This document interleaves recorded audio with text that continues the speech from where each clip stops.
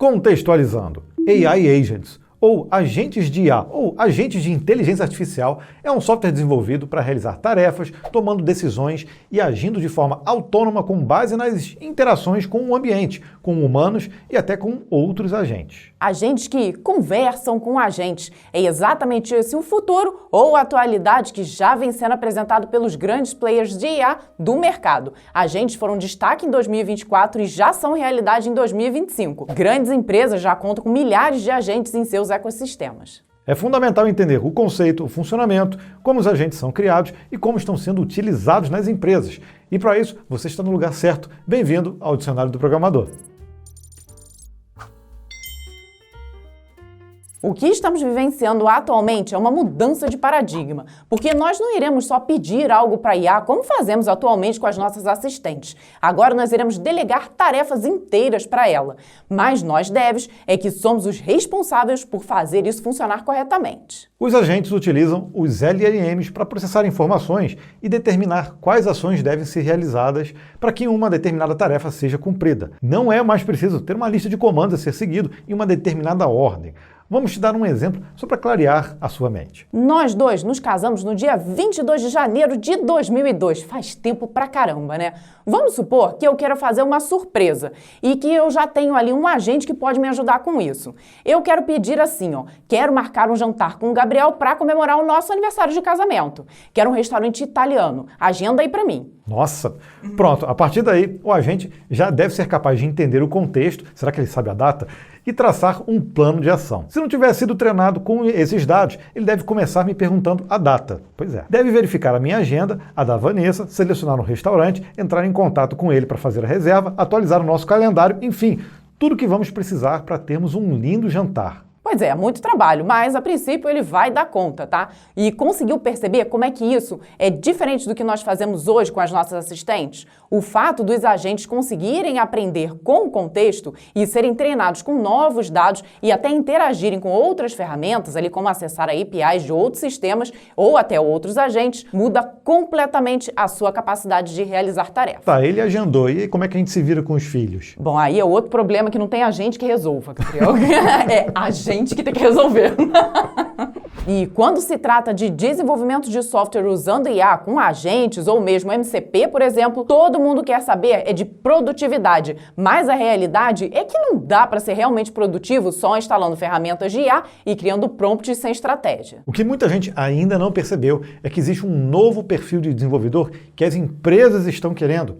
Quem ficar de fora vai perceber tarde que ser produtivo com IA já é obrigação. E esse perfil está cobrando muito mais conhecimento sobre arquitetura e engenharia de software, além de habilidades de integração com IA na prática. E isso sim está faltando. Se você correr no LinkedIn já vai perceber isso. Agora, quando se trata de IA, existe a forma de pensar ela no campo da ciência de dados, mas também existem novas formas e técnicas para utilizá-la na geração de código, de forma realmente produtiva. Se você já conhece o MBA em engenharia de software com o IA da Full Cycle, você sabe do que eu estou falando. Nessa formação, você vai parar definitivamente de passar raiva tentando usar IA sem estratégia e vai aprender a criar fluxos de trabalho de forma realmente efetiva. Aí sim você vai poder dizer que está sendo produtivo. Eu vou deixar um link aqui para você conhecer esse MBA reconhecido pelo MEC e o legal é que dá para conversar com a equipe da Full Cycle para entender se você está no momento certo para esse MBA. Então é como ter uma mentoria sem custo. Eu tenho certeza que isso vai te ajudar a direcionar os seus estudos. Bom, agora você já sabe o que é um agente, né? E eu espero que sua mente já esteja aí explodindo de ideias com tudo que pode ser feito. Por isso nós precisamos ir mais fundo, entendendo como eles funcionam. De forma simples, nós podemos dizer que um agente planeja, executa e aprende com as suas ações. Ou melhor, utiliza ali uma memória para realizar comparações e obter informações. Quando ele recebe uma determinada tarefa, ele tem um objetivo para ser cumprido. Para isso, ele cria um plano com ações detalhando o que deverá ser realizado para que ele chegue aí até o resultado final. Bem parecido com o que nós fazemos ali, dividindo um problema maior em passos pequenos para serem executados. Na etapa de execução, entram em cena as tools ou as ferramentas. Nós podemos te dar aí vários exemplos, como o acesso a banco de dados, a APIs, a internet, serviços e até outros agentes. Essa capacidade de conexão com as tools faz com que os agentes tenham um poder muito maior para realizar as tarefas. Um outro ponto importante é que Agentes podem ter acesso a bases de dados exclusivas, ou seja, serem treinados com dados de uma determinada área ou empresa, incluindo dados que são privados. É muito comum a utilização do RAG nesse processo de treinamento. Uma vez que o resultado é obtido, ele é avaliado. Se estiver correto, a resposta é liberada para quem solicitou. Caso a resposta esteja errada, ele volta para a etapa de planejamento. E os agentes se tornaram viáveis, porque os LLMs se tornaram pensantes, né? Não que eles estejam de fato pensando, mas agora eles são capazes de resolver problemas complexos de forma mais estruturada e interpretável. E para isso existem 3 estratégias: o Chain of Thought, o React e o Tree of Thoughts. O Chain of Thought, ou cadeia de pensamento, é uma técnica em que o modelo é incentivado a gerar etapas intermediárias de raciocínio antes de chegar a uma resposta final. Isso melhora a capacidade do modelo de resolver tarefas mais complexas de raciocínio. E o React é a combinação de reasoning mais acting, ou seja, combina raciocínio com ação. Então ele age em ciclos, alternando entre descrever o que está fazendo e executando a ação, e pode até chamar as tools. Já o Tree of Thoughts é uma evolução da cadeia de pensamentos, mas que, ao invés de seguir uma única linha de raciocínio, o modelo considera múltiplas possibilidades, ramificando as decisões como uma árvore e seus galhos. Isso é interessante, pois ajuda o modelo a criar os diferentes caminhos, avaliar cada um deles e escolher qual deles é o melhor, e o que acaba sendo bem útil para problemas mais complexos. Trabalhar com inteligência artificial, e em especial com agentes, requer também o conhecimento de alguns termos, como guardrails, memória e orquestração. Por isso, precisamos te explicar cada um deles. O guardrails é uma espécie de camada de segurança que intercepta e gerencia inputs, outputs e o comportamento de conversas com a IA generativa. Afinal, usando somente prompt engineering, não é possível controlar a saída do modelo. Fazendo esse controle com guardrails, é possível até definir uma estrutura pré-estabelecida, como um JSON, por exemplo, para o output. E no input dá para criar regras como não deve compartilhar informações pessoais ou confidenciais, ou ainda não deve conter código ou solicitar a execução de código. A implementação pode ser feita até manualmente via código, mas existem frameworks especializados que são mais fáceis de manter, como o Nimo Guardrails da NVIDIA, o Chatbot Guardrails, o Arena do Hugging Face e o Guardrails AI. Além disso, alguns dos provedores de LLMs têm configurações para controle de uso, como o OpenAI Moderation e o Azure Safety. Orquestração já é um termo bem popular aí para quem trabalha com containers e já está habituado, e que tem conceito bem similar aqui para o caso dos agentes. E a ideia é orquestrar, conduzir os agentes para que trabalhem de forma correta juntos, igual um maestro regendo os músicos de uma orquestra. Mas a orquestração de IA vai além. Ela é a responsável pela integração de agentes de IA com outros modelos, ferramentas e fontes de dados para automatizar e gerenciar sistemas maiores de IA. Na prática, a orquestração, pensando apenas nos agentes, é responsável por coordenar múltiplos agentes com papéis distintos. Ela pode também definir papéis e responsabilidades, por exemplo, quem planeja, quem executa e quem valida. E é ela que vai gerenciar o fluxo de informações entre os agentes, seja compartilhando contexto, decisões, resultados parciais, erros e por aí vai. A orquestração também vai priorizar a tomada de decisão, qual tarefa executar, quem executa e em qual ordem. Vai incluir controles e guardrails definindo ali os limites, como o tempo máximo, número de iterações, decisões seguras e etc. Além da integração com humanos no loop, normalmente em partes críticas, aprovação, revisão e orientação. Existem diversas tecnologias ou frameworks de orquestração, como o Creo AI, com foco em múltiplos agentes com papéis bem definidos. E esse é um exemplo simples utilizando ele. Esse tipo de orquestração permite que o planner quebre a tarefa, o researcher pesquise cada parte e o critic revise antes de entregar. Ainda podemos citar o AutoGen da Microsoft, o LangGraph da LangChain e o OpenAI Assistance API, entre outros. Ah, e a gente não pode esquecer, obviamente, da memória, né? Pois é, a memória é um dos pilares mais importantes no design e funcionamento de agentes de IA. A capacidade de lembrar, contextualizar e reutilizar informações anteriores é deveras essencial para tomar a interação útil. Os dois principais tipos são a memória de curto prazo, que é a Short Term Memory, e a memória de longo prazo, ou Long Term Memory. E a memória de curto prazo é responsável por armazenar o contexto recente da conversa, ou seja, o histórico da interação atual. Ele é volátil, só dura enquanto o agente estiver engajado naquela thread ou ciclo de diálogo. Geralmente esse contexto é mantido em uma lista ou buffer contendo os últimos turnos da conversa.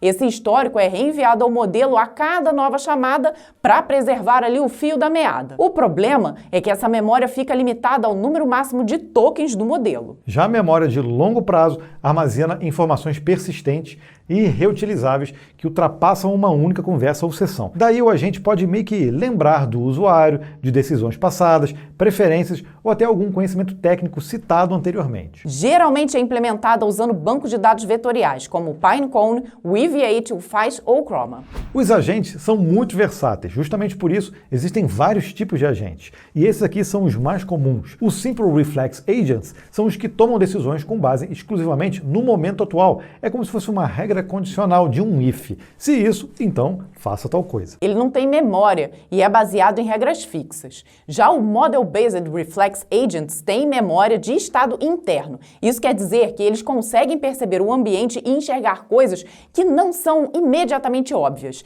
Eles conseguem preencher informações ausentes e tomar decisões com base na sua compreensão do contexto. E o terceiro tipo é o Utility-Based Agents, que são os agentes que usam uma função de utilidade para tomar decisões. Esse modelo é ideal quando existem diversas soluções para um problema e o agente precisa decidir qual é a melhor, levando em conta, por exemplo, benefício, satisfação, conforto e etc. O Goal-Based Agents toma decisões orientadas por metas. Eles consideram ali as consequências de suas ações e podem tomar decisões com base na possibilidade de usar a ação para atingir o seu objetivo. E com isso, eles conseguem atender cenários mais complexos. Os agentes que aprendem, ou Learning Agents, se aprimoram ao longo do tempo por meio do Reinforcement Learning. São ótimos para funções que necessitam se adaptar a novos contextos. E para finalizar, temos o Hierarchical Agents, que são agentes organizados em camadas, onde o agente de nível superior quebra a tarefa complexa em tarefas menores e passa para os agentes de nível inferior. Daí o agente de nível superior coleta os resultados e coordena os agentes subordinados para garantir que o resultado final seja atingido. É importante conhecer mais a fundo esses tipos para escolher qual é o melhor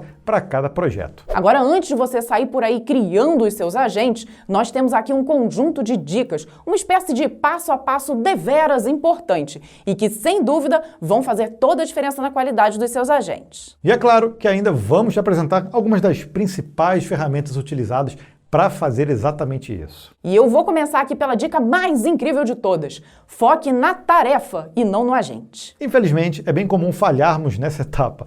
Para isso não acontecer, eu sugiro que você defina as instruções claras para as tarefas, quais os inputs e os outputs que são desejados, isso de forma bem detalhada, e dê exemplos e contextos para guiar a execução da tarefa. Isso e as dicas a seguir fazem parte do chamado Agent Design, que se refere ali ao processo de planejar, estruturar e implementar o comportamento e a arquitetura de um agente. Então, se você focou na tarefa, já tem o primeiro passo, que é definir os objetivos de forma clara.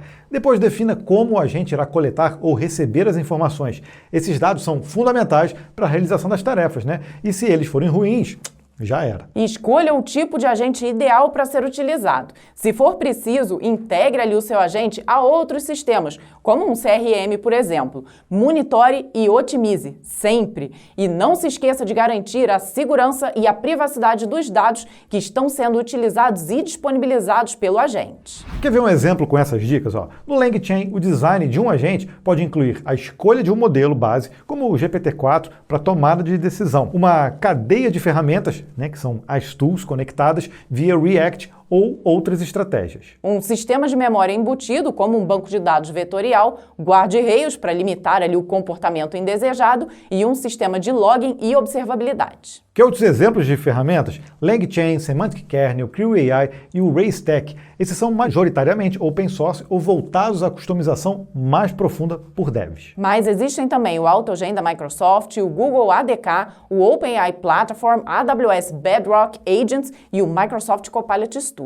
Mas nós precisamos destacar aqui dois padrões de comunicação, o Agent-to-Agent Protocol e o Model Context Protocol, que é conhecido como MCP, que, por sinal, trabalham em conjunto também. O Agent to Agent foi desenvolvido pelo Google, mas agora é open source e está mantido pela Linux Foundation. Ele é um protocolo aberto de interoperabilidade entre agentes independentes. Já o MCP foi criado pela Anthropic como protocolo open source. Ele serve para padronizar como agentes ou LLMs invocam ferramentas externas, APIs e sistemas.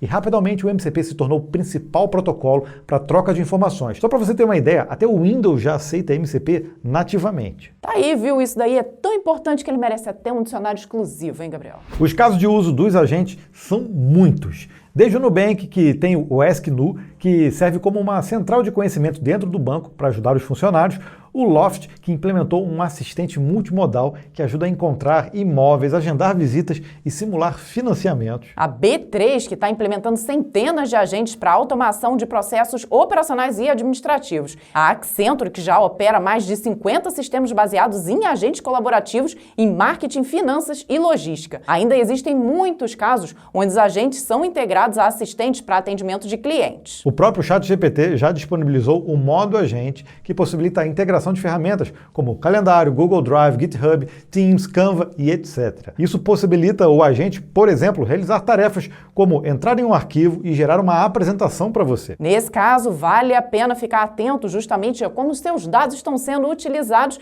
e que permissões você está dando para ele acessar esse tipo de ferramenta. Pois é. A responsa é sua. Com toda a tecnologia, em especial as que estão em processo de amadurecimento, os agentes de IA ainda encontram alguns desafios, como as alucinações e falhas de raciocínio que ainda acontecem com os LLMs e que podem levar a decisões equivocadas. Isso exige testes rigorosos, implementação de guarda-rails e monitoramento. A latência e o custo, que ainda pode ser lenta e cara, especialmente em tarefas longas ou que exigem muita memória ou contexto. A complexidade na orquestração, que exige uma arquitetura sofisticada. Ainda tem segurança e controle, Dar autonomia para um agente acessar sistemas ou executar ações reais, como deletar arquivos ou enviar e-mails, levanta questões aí sérias de segurança. E a curva de aprendizado. A criação de um prompt é simples, mas criar agentes bem estruturados exigem diversos conhecimentos, como em LLMs, engenharia de prompt, APIs externas e design de sistemas autônomos. Ninguém tem dúvida de que estudar agentes e saber construir eles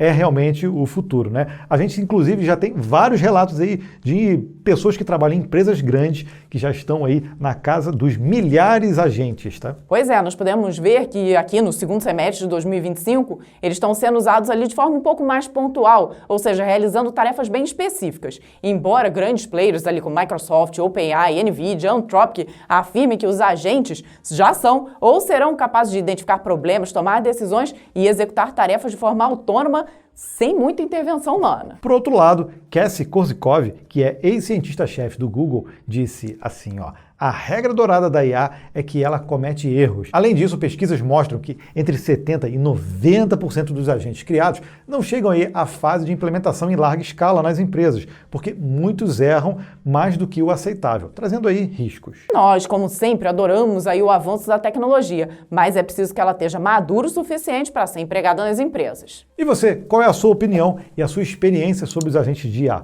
Se você já estiver usando, eu quero muito saber aqui nos comentários. Então não esquece também de deixar o like aqui nesse vídeo, deixa também um comentário sobre algum outro tema que você gostaria de ver aqui no Dicionário do Programador. E a gente se vê no próximo. Tchau, tchau. Tchau.